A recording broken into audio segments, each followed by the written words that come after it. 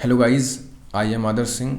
Welcome to Adarsh talks. और आज की वीडियो में आपसे बात करने वाले हैं आईसीजी के स्टेज 2 में होने वाले अडॉप्टेबिलिटी टेस्ट के बारे में।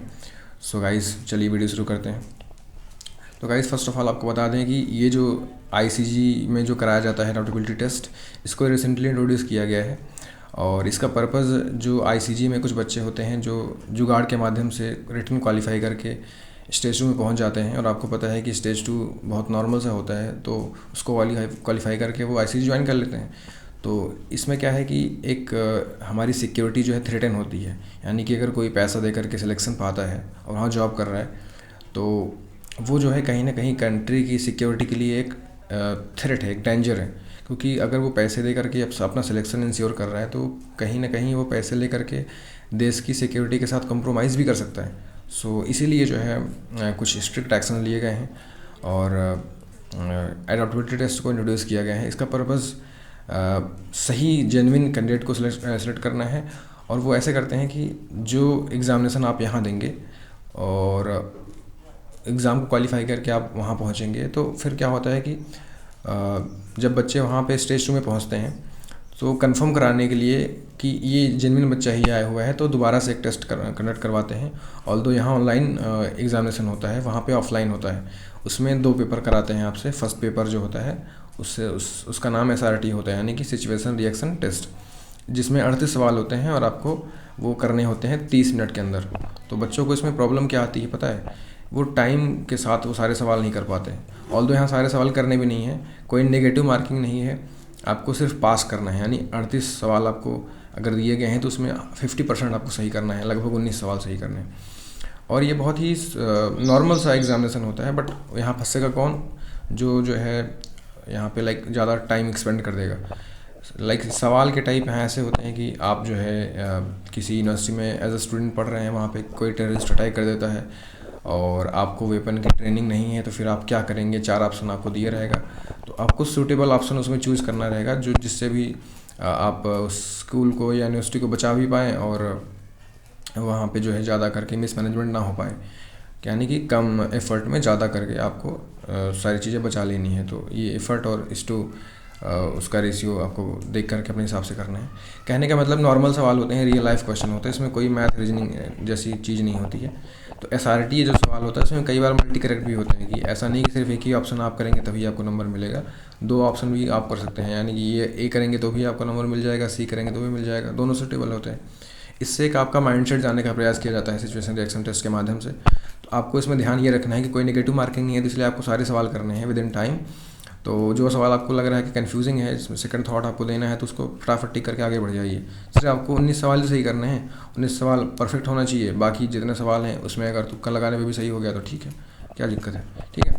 लेकिन जो सेकंड आपका एग्जामिनेशन होता है वो SRT की तरह नहीं होता है। वो जैसे आप रिटर्न में देखे आते हैं स्टेज 1 में जो है, अच्छा स्टेज 1 में भी सेक्शन सेकंड के कोई सवाल नहीं पूछे जाते हैं आपसे, सिर्फ सेक्शन 1 के सवाल पूछते हैं, जो 60 नंबर का होता है। उसमें भी रीजनिंग के सवाल अच्छे खासे पूछते हैं, जैसे कि अल्फ़ाबेटिकल ऑर्डर के ऊपर सवाल पूछते हैं। इस बार जब मैं गया था केरल में, तो वहाँ पे जो है रीजनिंग के सवाल आए हुए थे, तो मैंने देखा कि बहुत सारे स्टूडेंट जो है परेशान हो गए थे।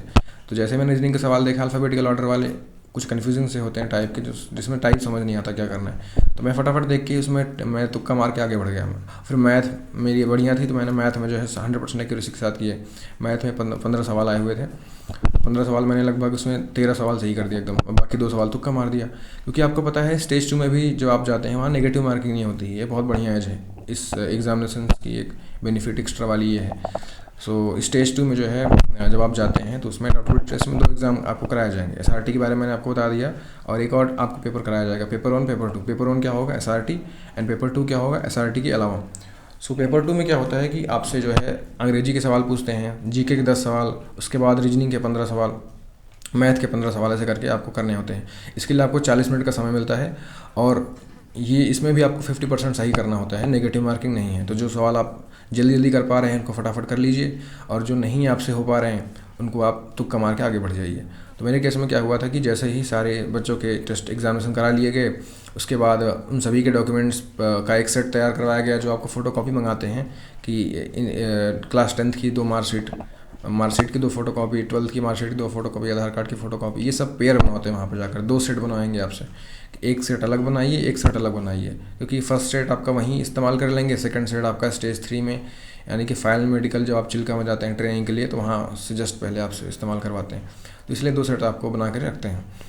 तो तब तक आप जो है जब जैसे ही आप टेस्ट देके खाली हो जाएंगे तो आपसे वो क्या बोलते हैं सेट वगैरह बनवाएंगे डॉक्यूमेंट्स के। तब तक आप वो बनवाने में तकरीबन 1.5 से 2 घंटे का समय लग जाता है। तब तक आपकी सारी कॉपी जो है OMR सीट में होता है ना आपका एग्ज़ाम, एडाप्टेबिलिटी टेस्ट, तब तक वो चेक हो जाती है। फिर आपको बाहर निकाल करके लाइन में खड़ा कर देते हैं। फिर जिन जिन बच्चों को क्वालीफाई नहीं हुआ है, सिर्फ आपको पास ही तो करना होता है, क्वालीफाई करना होता है। जिन बच्चों को क्वालीफाई नहीं हुआ है उनको नाम ले लेंगे, वो किनारे हो जाएंगे, फिर उनको बाहर कर देंगे कि जाइए आपकी यहाँ से छुट्टी हो चुकी है। और जिनका क्वालीफाई हो जाएगा उनको जो है PFT के लिए लाइन अप कर देंगे, चलिए भाई रनिंग के लिए। रनिंग के बाद फिर अपना आगे का प्रोसेस होता है।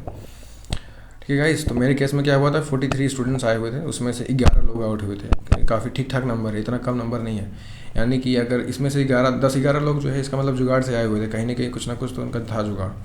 क्योंकि 11 लोग फेल हो जाएं, यानी कि 40 में 20 सवाल भी सही ना कर पाएँ, जबकि जहाँ नेगेटिव मार्किंग नहीं है, तुक्का मारने के भी चांसेस हैं।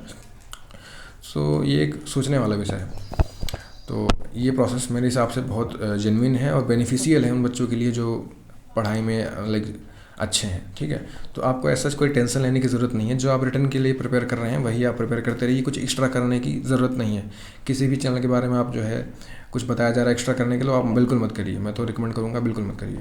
आप सिर्फ अपना फोकस करिए। अगर आपको स्टेज 1 में बेटर परफॉर्म कर सकते हैं तो वहाँ भी आप जा करके बेटर परफॉर्म कर देंगे। ठीक है, सो आपको जैसा कि ये बात पता होना चाहिए कि आपको जो है कोई भी सवाल छोड़ना नहीं है, क्योंकि नेगेटिव मार्किंग नहीं है। तो जो सवाल आपको फटाफट से आ रहे हैं उनको कर लीजिए एक्यूरेसी के साथ, प्लस जो नहीं आ रहे हैं उनको लास्ट के 2 मिनट आपको छोड़ देने हैं गेस मारने के लिए। ठीक है, क्योंकि वो अगर 10 सवाल आपने छोड़े हैं लेट से, उसमें से कम 3 से 4 सवाल गेस से सही हो जाएंगे, प्लस पॉइंट है आपका।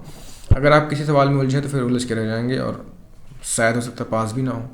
मैं ऐसा नहीं कह रहा कि 11 बच्चे जो आउट हुए थे एडाप्टेबिलिटी टेस्ट में उसमें सारे के सारे ही लाइक पढ़ने में बेकार थे या जुगाड़ से आए हुए थे। हो सकता है कोई बच्चा रीजनिंग के किसी सवाल में फंस गया हो और फिर सॉल्व करने में 3-4 मिनट लगा दिया हो, ऐसे 3-4 सवाल उसको मिल गया हो तो हो गया फिर उसका काम, क्योंकि ज़्यादा समय नहीं होता ना, आधे घंटे का समय ही होता है। ठीक है, तो आपको ऐसा नहीं करना है।